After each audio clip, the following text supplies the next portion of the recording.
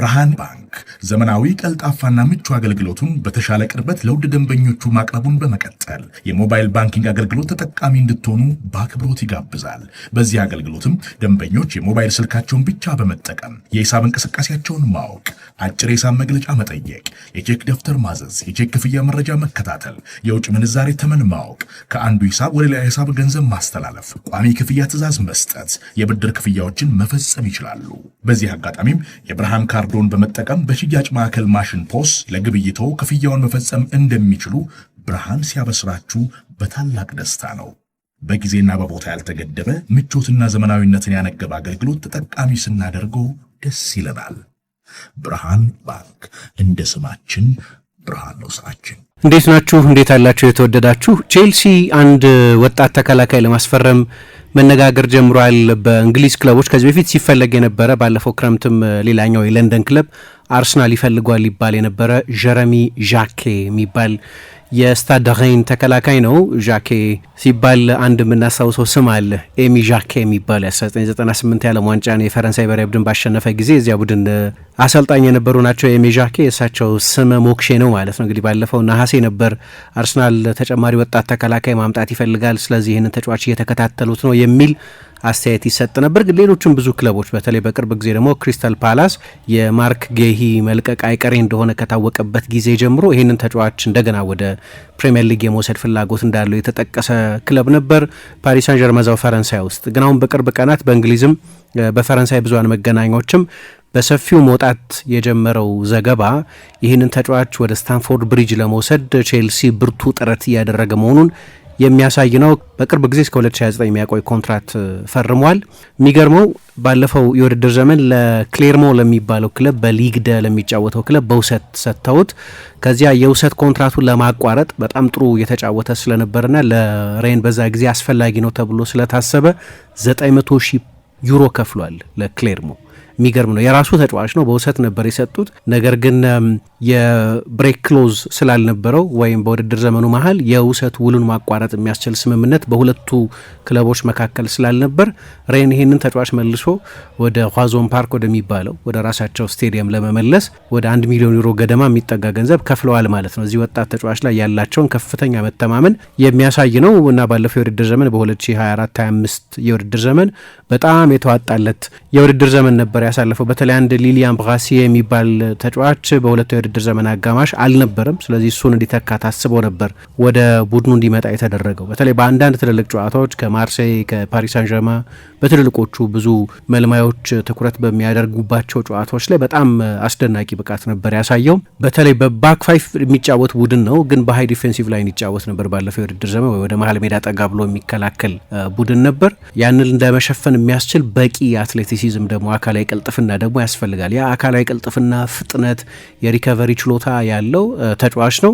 ሁለተኛ በኳስ ቁጥጥር ጊዜ ደግሞ ወደ አማካይ ቦታ እየመጣ የሚጫወት በጣም ጥሩ ቴክኒካዊ ፓስ የማድረግ ጨዋታ የመገንዘብ የቦታ አያያዝ ችሎታ ያለው ተጫዋች ነው። ስለዚህ በዚህ ብዙ የሚደነቅ ነው። ሜትር ከ88 ነው ቁመቱ፣ 78 ኪሎ ግራም ነው ክብደቱ። እንደዚህ አይነት ቴክኒካል ፕሮፋይል አትሌቲክ ፕሮፋይል ያላቸው ተጫዋቾች ደግሞ ከፈረንሳይ እግር ኳስ በቅርብ ጊዜ በብዛት ሲወጡ እያየ ነው። እንደ ሳሊባ አይነቶቹ ተጫዋቾቹ፣ ፓሜካኖ፣ ኢብራሂማ ኮናቴ አይነት ተከላካዮች ቼልሲ ውስጥ መጥተው አልተሳካላቸውም እንጂ እንደ ባዲያሺል እና አክሴል ዲሳስ አይነቶቹም ተጫዋቾች ተመሳሳይ ፕሮፋይል ያላቸው ናቸው ይባል ነበር። በፍጥነት በጣም ቀልጣፎች ናቸው፣ በጉልበት በአካል ብርቱዎች ናቸው፣ ደግሞ ከኳስ ጋር በጣም ጥሩ ናቸው። በተለይ ሳሊባ ለዚህ ጥሩ ምሳሌ የሚሆን ይመስለኛል። ቼልሲ በጉዳት ተፈተነ እንጂ ከሌስተር ሲቲ ከ70 ሚሊዮን ፓውንድ በላይ አውጥቶ ዌስሊ ፎፋናን ሲያመጣ ተመሳሳይ ፕሮፋይል ያለው ተጫዋች ነው በሚል እምነት ነው የነበረው እና በቅርብ ጊዜ እንደዚህ አይነት ደረጃ ላይ ያለ ተጫዋች ነው ጀረሚ ዣኬ። እስካሁን ድረስ ኮንክሪት የሆነ ይፋዊ ጥያቄ ለሬን አላቀረበም ተብሏል። ግን ተጫዋቹን ለመሸጥ ሬን በጣም አስደንጋጭ ገንዘብ መቅረብ አለበት የሚል አቋም አለው። በቅርብ ጊዜ በተደጋጋሚ 50 ሚሊዮን ዩሮ ጥያቄ ቀርቦላቸው ጥያቄውን ውድቅ አድርገዋል። በሳምንቱ መጨረሻ በነበረ የሊግ ጨዋታ ላይ አልተሳተፈም በቅጣት ምክንያት። ግን በጣም ጥርጣሬ ያላቸው ከ2 ሳምንት በኋላም የሬን ተጫዋች ሆኖ ይቀጥላል ወይ የሚለው በተመለከተ ለፈረንሳይ የዕድሜ እርከን ቡድኖች 21 ጨዋታዎች ያደረገ ተጫዋች ነው። አሰልጣኝ አቢቤ ይባላል። አቢቤን ታስታውሱት እንደሆነ የቀድሞ የሴኔጋል ብሔራዊ ቡድን ተጫዋች ነው። የማርሴይ በእንግሊዝም ተጫውቷል ለኒውካስል። አሁን የሬን አሰልጣኝ ነው፣ ብዙ ተስፋ የሚጣልበት አሰልጣኝ ነው እና ከእንደዚህ አይነት ክለብ እንደ ቼልሲ ካለ ታላቅ ክለብ ጥያቄ በሚቀርብበት ጊዜ ነገሮች ይወሳሰባሉ። ለእኛ ግን በጣም ወሳኝ ተጫዋች ነው። በተለይ በዚህ ውድድር ዘመን የአውሮፓ እግር ኳስን ተሳትፎ ለማግኘት ስለሆነ የምንጫወተው በሁለቱ የውድድር ዘመን አጋማሽ በጣም ያስፈልገናል። የምናጣው ከሆነ ግን የውድድር ዘመን ግባችንን መከለስ አለብን። አሁን ለአውሮፓ ውድድሮች ነው የምንሳተፈው። ጀረሚ ዣኬን የምናጣው ከሆነ ግን የኦብጀክቲቭ ክለሳ ማድረግ አለብን። ምንድን ነው የምንፈልገው በውድድር ዘመኑ መጨረሻ የሚለውን እና ከቡድናችን ምርጥ ተጫዋቾች መካከል አንደኛው ነው።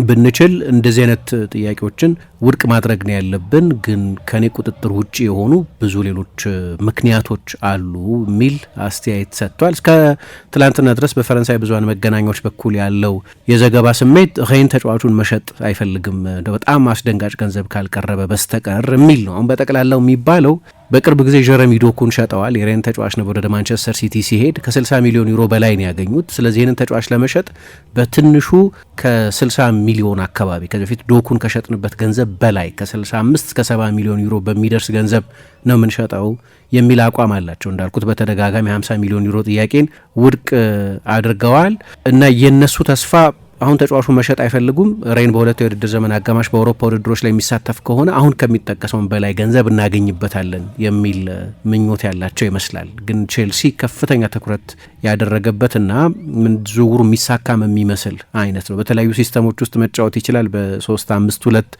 ቡድኑ ሲጫወት የመሀለኛው ሴንተር ባክ የሚባለው ቦታ ላይ ይዞ መጫወት የሚችል ነው። ግን በ4-4-2 ቡድኑ ሲጫወት በሁለት የመሀል ተከላካዮች ነውና የሚጫወተው በዛም ሲስተም ውስጥ መጫወት የሚችል ነው። ደግሞ የቼልሲ አዲሱ አሰልጣኝ ሊያም ሮሲኜ በፈረንሳይ አሰልጥነው የለ ባለፉት 18 ወራት የስትራስቡርግ አሰልጣኝ የነበረው። ስለዚህ በሚገባ የሚያውቀው ተጫዋች ነው። እዛው እሱ ባሰለጠነበት ሊግ ውስጥ የተጫወተና ከሬን ጋር ከሚደረጉ ጨዋታዎች በፊት ብዙ ገምግሞታል፣ መልምሎታል የሚባል ተጫዋች ነው።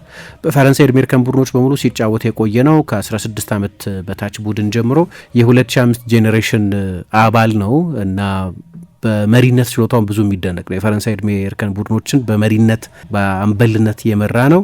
ከኳስ ጋር በጣም የተዋጣለት ቴክኒካዊ ችሎታ ያለው ነው። ለመሀል ተከላካይ ግሬስም ያለው ግርማ ሞገስም ያለው ቁመትም እንዳልኩት አካላዊ ጥንካሬም ያለው ተጫዋች ነው። በ2024 ከ19 ዓመት በታች የአውሮፓ ውድድር ላይ የውድድሩ ምርጥ 11 ሲመረጥ የዛ ቡድን አንደኛው የተመረጠ ተጫዋች ነበር። ቤስት 11 ሲመረጥ ማለት ነው። ቼልሲ ብቸኛው ትኩረት ያደረገበት ተጫዋች እሱ አይደለም። በእርግጥ ለምሳሌ በፕሪሚየር ሊግ የማርኮስ ሴኔሲ ስም ይነሳል። በቦርንመዝ እየተጫወተ ያለ ተጫዋች ነው። በውድድር ዘመኑ መጨረሻ ኮንትራቱ ይጠናቀቃል። የሴስክ ፋብሪጋዙ ኮሞ ውስጥ የሚጫወተው ያኮቦ ራሞን የሚባል ሌላ ተጫዋች አለ። ይህንንም ተጫዋች እየተከታተሉት ነው ይባላል።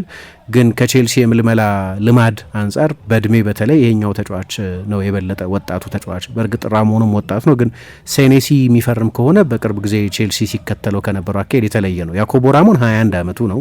የፋብሪጋዝ ኮሞ ልክ እንደ ቼልሲ ሁሉ የፖሴሽን እግር ኳስ ለመጫወት የሚሞክር ቡድን ነው። በጣም ግሩም እግር ኳስ የሚጫወት ነው። በዚህ ሳምንትም የሴሪያም ጨዋታ ላትሲዮን አሸንፏል። እሱ ወጣት ነው። እሱና ጀረሚ ዣኬ ሁለቱም 20ና 21 ዓመታቸው ስለሆነ ቼልሲ በአብዛኛው ከ22 ከ23 ዓመት በታች የሆኑ ተጫዋቾችን የማስፈረም ታሪክ ስላለው የዛው ፖሊሲ ቀጣይነት ተደርጎ ሊታይ ይችላል። ሴኔሲ ግን ወደ 30ዎቹ የተቃረበ ተጫዋች ነው። ስለዚህ እኔ እንዲህ አይነት ሊደር ያስፈልገዋል እላለሁ። ሴኔሲ ያ መሪ ነው ወይ አላቅም፣ ግን ኤክስፒሪየንስ ያስፈልገዋል የቼልሲ የተከላካይ መስመር። ትልቁ ጥያቄ እንግዲህ በወራት ውስጥ ከኮንትራት ነጻ የሚሆን ተጫዋች ስለሆነ ሴኔሲ አሁን በጃንዋሪ ገንዘብ ይከፍላሉ ወይ ነው እና ቦርንመዝም ተጫዋቹን መልቀቅ አይፈልግም። ቼልሲ በነገራችን ላይ የተከላካይ ፍላጎት ነበረው። ባለፈው ክረምትም ወደ ሪያል ማድሪድ ሄደ እንጂ ዲን ሃውሰንን ከሚፈልጉ ክለቦች መካከል አንደኛው ነበር። ዲን ሃውሰን በሌሎቹም ትልልቅ የእንግሊዝ ክለቦች ይፈለግ ነበር፣ ግን ቼልሲም ከፈላጊዎቹ መካከል አንደኛው ነበር። አሁን ቡድኑ ውስጥ የልምድ ችግር አለ። በሴኔሲ የሚፈርም ከሆነ ለምሳሌ ከቡድኑ በእድሜ የገፉ ተጫዋቾች መካከል ቁጥር አንድ ይሆናል መሰለኝ። ደግሞ 28 ዓመቱ ስለሚሆን ምንም አይነት እድሜው ከ28 ዓመት በላይ የሆነ ተጫዋች ቼልሲ ውስጥ ያለ አይመስለኝም። በተለይ ሬጉላር ሆኖ የሚጫወት እንደ ኤክስፒሪየንስ መጥፎ አይመስለኝም። ይሄ ግን ደግሞ ቼልሲ ከፍ ያለ ሪሴል ቫሊዩ ያላቸውን ተጫዋቾች በ8 በ9 ዓመት ኮንትራት የማስፈረም በአነስተኛ ደሞዝ በንጽጽር ግን ረጅም ውል በመስጠት ጠቅላላ ፓኬጁ ከፍተኛ ነው። ግን በተለይ ከዚህ ከፔሳር አንጻር የሚያዋጣ አካሄድ ተብሎ የሚታሰብ ነው። በእርግጥ የአውሮፓ እግር ኳስ ማህበር የኮንትራት ርዝመትን በ5 ዓመት ወስኖታል። ስለዚህ የ8 የ9 ዓመት ኮንትራትን አይወስድም፣ አይቀበልም የዩኤፋ አዲሱ ደንብ። ግን ቼልሲ እንዲህ አይነት ዝውውሮች ላይ የበለጠ እንደሚያተኩር እናውቃለን። የመሀል ተከላካይ የማስፈረም ፍላጎት ምናልባት ከኤንዞ ማሬስካ የስንብት ነጥቦች መካከል አንዱ ተደርጎ ሊጠቀስ ይችላል። የተለያዩ ምክንያቶች ይጠቀሳሉ ለምንድነው ማሬስካ ከቼልሲ የለቀቀው የሚለውን በተመለከተ ግን ታስታውሱ እንደሆነ መጀመሪያ አካባቢ በሱና በአለቆቹ መካከል በአንዳንድ ጉዳዮች ላይ የአቋም ልዩነት እንዳለ ያስተዋል ነው ከሌቫይ ኮልዊል የኤሲኤል ጉዳት በኋላ ነው። ገና ሲዝኑ ሳይጀመር ይሄ የቼልሲ በጣም ምርጡ ተከላካይ ባለፈው የውድድር ዘመን ከ38ቱ ጨዋታዎች 35ቱ ላይ የተሳተፈው 35ቱንም የጀመረው ተከላካይ ተጎዳ እና ከተጎዳ በኋላ በተለይ በቁጥር ሌሎች ተጫዋቾች አሉት ቼልሲ ስብስብ ውስጥ ዲሳሲን ከውሰት ከቪላ ማምጣት ይችላል። ያው እንደምታውቁት የመጀመሪያውን የውድድር ዘመን አጋማሽ ከዋናው ቡድን ጋር እንኳን ልምምድ ሳያደርግ ነው ያሳለፈው። ቤኖ ባዲያሺል አለ ወይ ያመጡት ጆሬል ሃቶ አለ፣ ትሬቨር ቻሎባ አለ ወይ ቶሲን አለ ወይ ፎፋና፣ ሌሎችም ተጫዋቾች አሉ።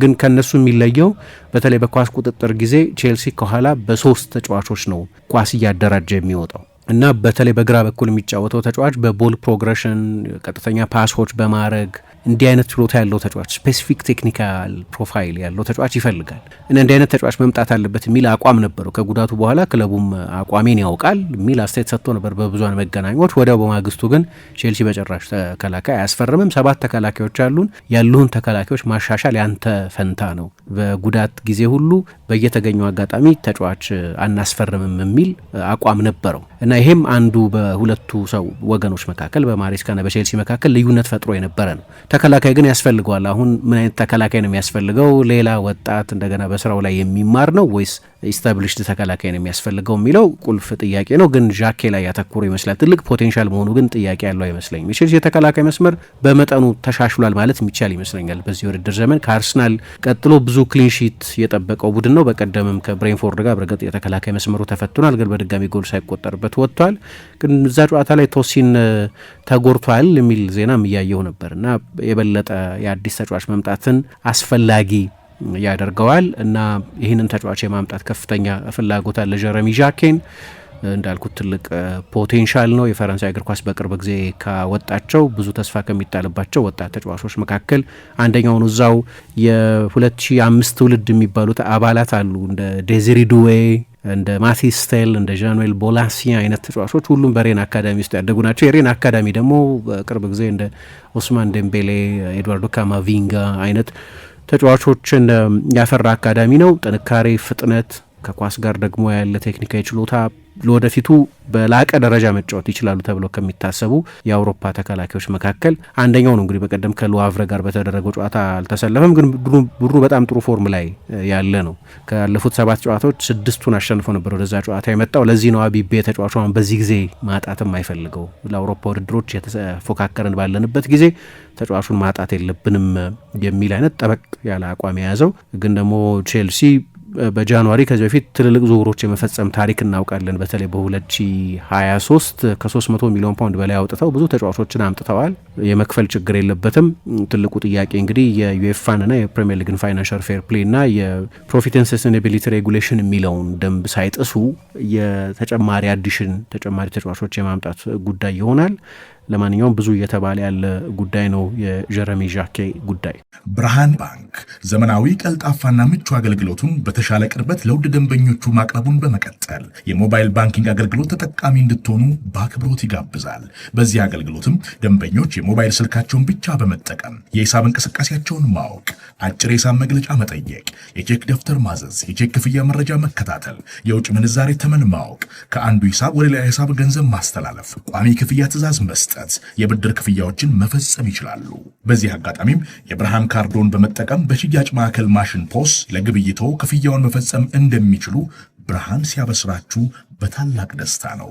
በጊዜና በቦታ ያልተገደበ ምቾትና ዘመናዊነትን ያነገበ አገልግሎት ተጠቃሚ ስናደርገው ደስ ይለናል።